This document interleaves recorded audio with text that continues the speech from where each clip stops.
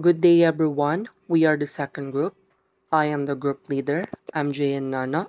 So today's discussion, we're going to tackle about Emilio Aguinaldo. Emilio Fami Aguinaldo Sr. was born on March 22, 1869 in Kawit, Cavite. He was the seventh among the 8 children of Carlos Jamir Aguinaldo and Trinidad Fami Aguinaldo. So basically, si Emilio Aguinaldo ay pinanganak noong March 22, 1869 sa Cavite, Albio o kilala na ngayon sa tawag na Kawit, Cavite. Ang magulang ni Emilio Aguinaldo ay sina Jamir Aguinaldo at Trinidad Fami at 8 silang magkakapatid at pangpito si Emilio Aguinaldo. Si Emilio Aguinaldo ay isang revolusyonaryong Filipino, politiko at isang leader ng militar na kinikilala bilang opisyal na unang Pangulo ng Pilipinas noong January 23, 1899 hanggang March 23, 1901 at unang presidente ng isang konstitusyonal na republika sa Asya. Emilio Aguinaldo is the youngest president. He became the country's leader at the age 28. Aguinaldo's family was well off since his father was the community's appointed gobernadorcillo of their pueblo. Kaya mayaman ang Aguinaldo's family dahil ang ama nito ay isang gobernadorcillo sa kanilang bayan o pueblo. Ang gobernadorcillo ay isang mahalagang posisyon noong panahon ng pananakop ng mga Espanyol sa Pilipinas.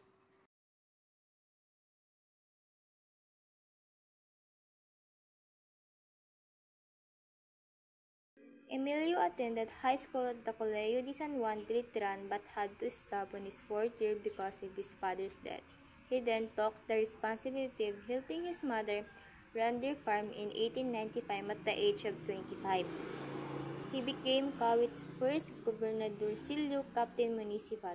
Aguinaldo became a Freemason during this year, joining Pilar Lodge number 203 Imus Cavite with the codename Pulon. He also joined the Katipunan in Yosda Numdiger Magdalo in honor of Mary Magdalene.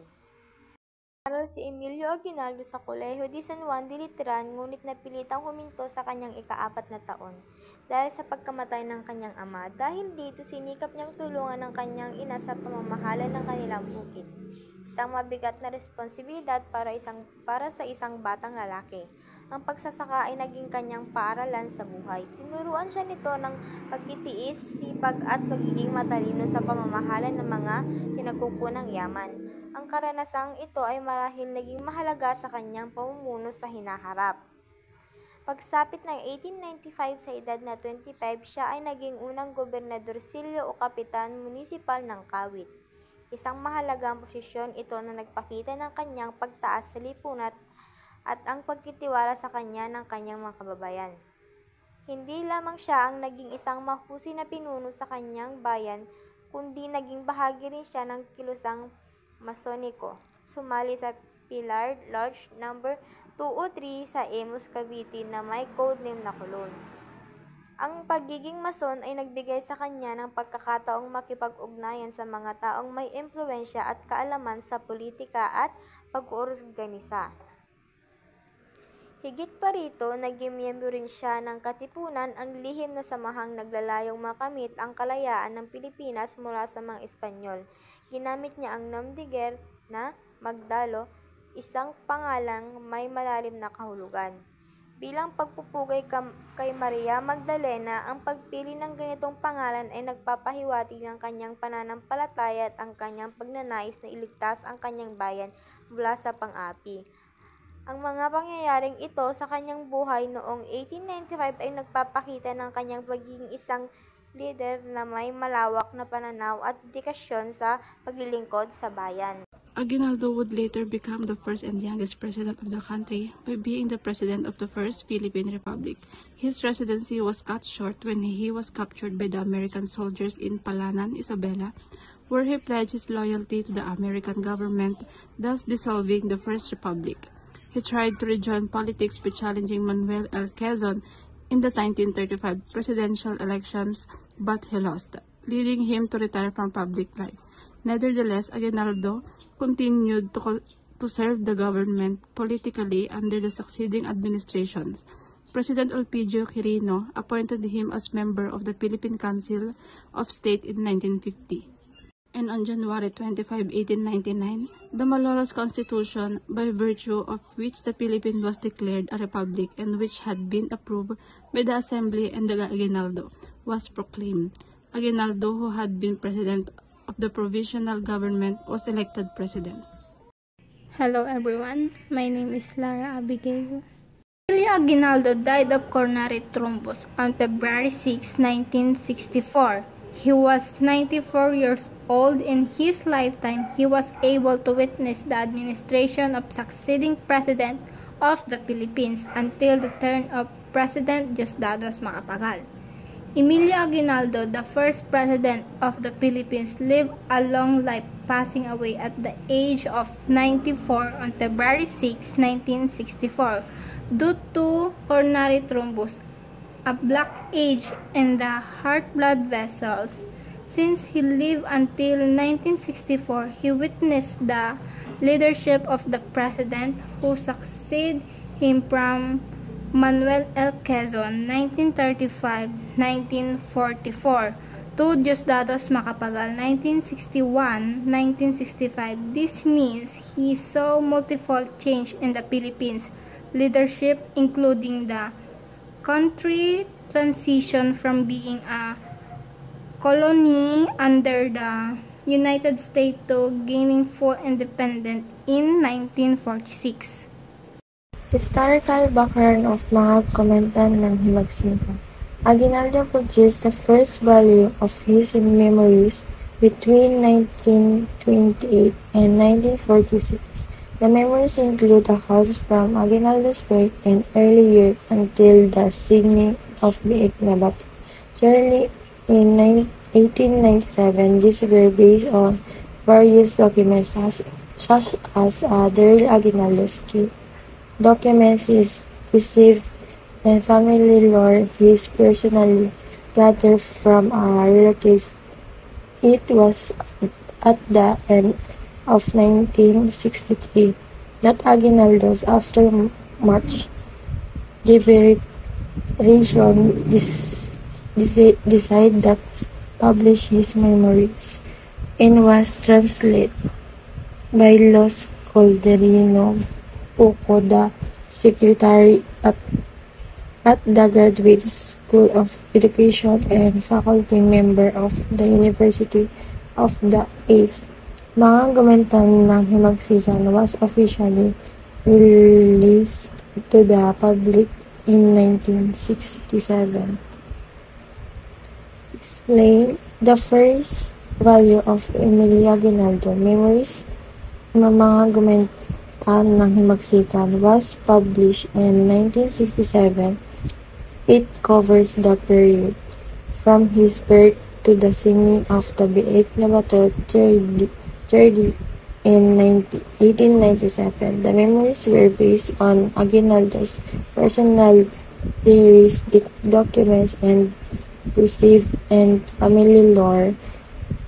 And second value, which would have covered the continuance of the Philippines' valuation against Spain in the Philippine-American War, was always drafted, but the extent has not been confirmed. Aguinaldo, which could have covered the reception of the Philippines Revolution against Spain and the Philippine-American War. Until now, no one knows whether it was actually written by Ocampo, hints that it might be hidden in a secret apartment, drawer, or passageway in Aguinaldo Street in Kawit, Cavite. My name is John R. De La Cruz.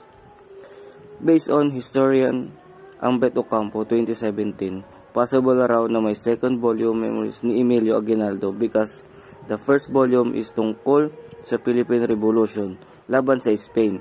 Kaya posible yung second volume ay tungkol naman sa pagpapatuloy ng laban at sa Philippine-American War. Pero hanggang ngayon walang nakakaalam kung totoong naisulat ito.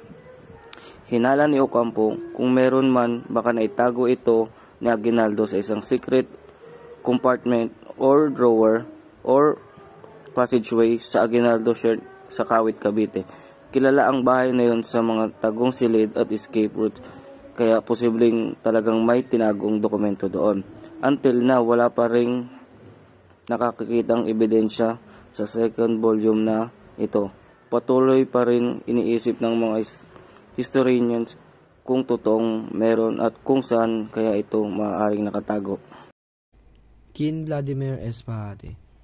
The Philippine national flag was designed by Emilio Aguinaldo. It was first displayed in the Battle of Alapan on May 28, 1898, after the Spaniards were defeated and surrendered to Aguinaldo.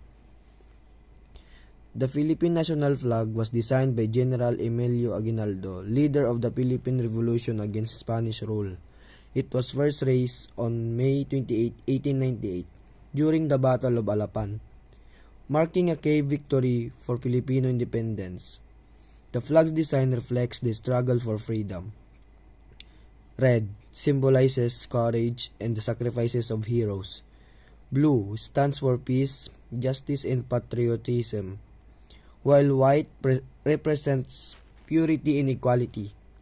The golden sun with 8 rays represents the first 8 provinces that revolted, and the 3 stars symbolizes Luzon, Visayas, and Mindanao. May 28 is celebrated as National Flag Day in the Philippines to honor those who fought for peace.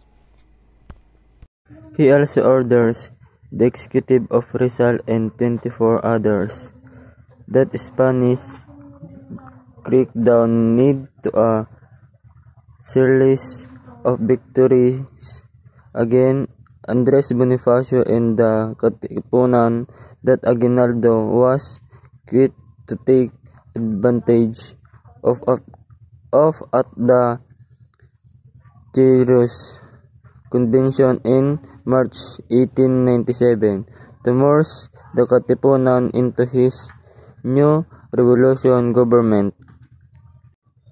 Kasunod ng pagpatay kay Jose Rizal at sa iba pa, pinaigting ng mga Espanyol ang kanilang pagsupil sa Revolusyon Pilipino na umantog sa sunod-sunod na pagkatalo para kay Andres Bonifacio at Katipunan sa samantala na sitwasyon ito.